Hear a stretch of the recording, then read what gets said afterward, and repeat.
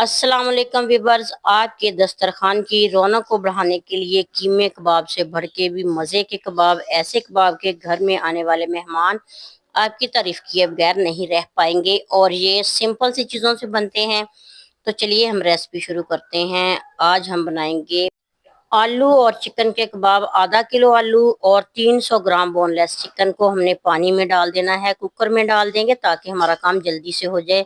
पानी इतना डालेंगे कि दोनों चीजें डिप हो जाए। नमक डाल के हमने इनको बॉईल कर लिया। अब इनको ठंडा होने के लिए रख देंगे। तो आलू को हमने मैश कर लेना है और चिकन के छोटे छोटे पीस कर लेंगे। जब आलू अच्छे तरीके से मैश हो जाए चिकन के पीस इसमें डाल देंगे। तो ये वाली रेसिपी जो है ना इतनी मजे की बनने जा रही है और इसमें जो भी चीजें ऐड करूंगी वो तकरीबन घर में मौजूद ही होती हैं। इसमें प्याज डालेंगे एक छोटे साइज का, तो बारीक से हमने प्याज को काटना है। पत्ता गोभी एक प्याली इसमें शामिल करेंगे। 3 सब्ज मिर्ची इसमें जाएंगी और साथ ही इसमें काफी सारा सब्ज धनिया डाल देंगे। तो नमक इसमें डालेंगे अपने टेस्ट के हिसाब से। इसी तरह इसमें कुटी लाल मिर्च शामिल करेंगे और इसमें हमने शामिल करनी है पिसी हुई लाल मिर्च। ये भी अपने टेस्ट के हिसाब से कम ज्यादा कर सकते हैं। जीरा साबुत इसमें शामिल कर देना है। साथ ही इसमें थोड़ी सी काली मिर्च का पाउडर टेस्ट के लिए और 2 चम्मच इसमें कॉर्नफ्लोर डालेंगे और सारी चीजों को मिक्स करेंगे। तो कॉर्नफ्लोर डालने का मकसद ये है कि ये हमारे कबाब जो है ना क्रिस्पी बनेंगे। एक तो ये टूटेंगे नहीं, दूसरा ये कि इनका टेस्ट बहुत ही मजे का होगा। तो सारी चीजों को अच्छे तरीके से मिक्स कर लेंगे और इसके बाद हमने किसी भी शेप के इसके ना कबाब बना लेने हैं।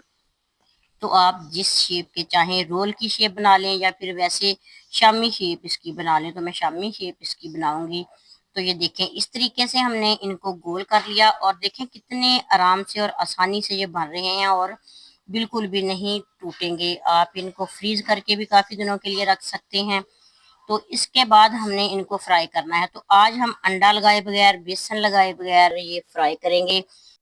जी तो व्यूअर, सारे कबाब हमने तैयार करके रख लिए और रेसिपी देखने के दौरान अगर आपने अभी तक मेरे चैनल को सब्सक्राइब नहीं किया तो प्लीज चैनल को सब्सक्राइब जरूर कर लीजिएगा।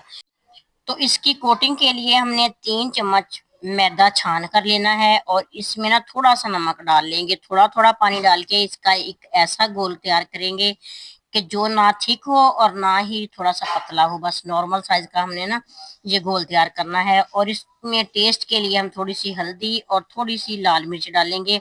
एक तो इसके साथ टेस्ट आएगा, दूसरा ना जो हम बनाएंगे ना शामी आलू की, इसकी लुक बहुत अच्छी सी आएगी। तो हमने घी को गर्म कर लिया। नॉर्मल गर्म घी करेंगे और घी ज्यादा बिल्कुल भी नहीं डालेंगे, थोड़ा थोड़ा सा घी डाल के फिर इनको फ्राई करेंगे।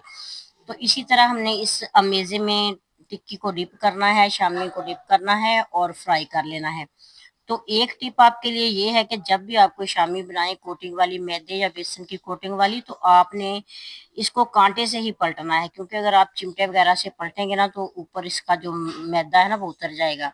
तो कांटे से हमने दोनों साइडें इसकी गोल्डन कर लेनी है। फिर हम इसका घी निचोड़ के स्टेन करके इसको ना डिश आउट कर लेंगे। अगर आपको ये वाली रेसिपी अच्छी लगी है तो प्यारा सा कमेंट जरूर कीजिएगा और नेक तो नेक तमन्ना के साथ मेरी दिली दुआ है कि अल्लाह ताला आपके और हमारे रिज़्क में इजाफा करे, आमीन।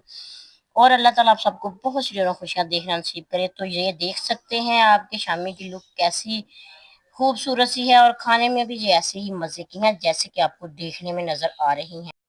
और दूसरी बात ये कि आप ये वाली शामियाँ एक दफ़ा बनाएंगे ना तो आपको चिकन की, बीफ की और मटन की शामियाँ जो है ना इसके आगे फीके लगेंगी। क्योंकि ये बहुत ही क्रंची सी और मज़े की बनेंगी। इसमें चिकन भी है, इसमें सब्जी भी है। तो आप एक बार मेरे कहने पे ये वाले कबाब बनाइएगा और घर में आने वाले मेहमान जो हैं वो दावत का लुत्फ उठाएंगे और आप तारीफों के खजाने लूट लीजिएगा। वीडियो अच्छी लगे तो प्यारा सा कमेंट करते जाइएगा और अपने फैमिली मेंबर और फ्रेंड तक इस रेसिपी को शेयर जरूर कीजिएगा। नेक टोंक साथ अल्लाह हाफिज।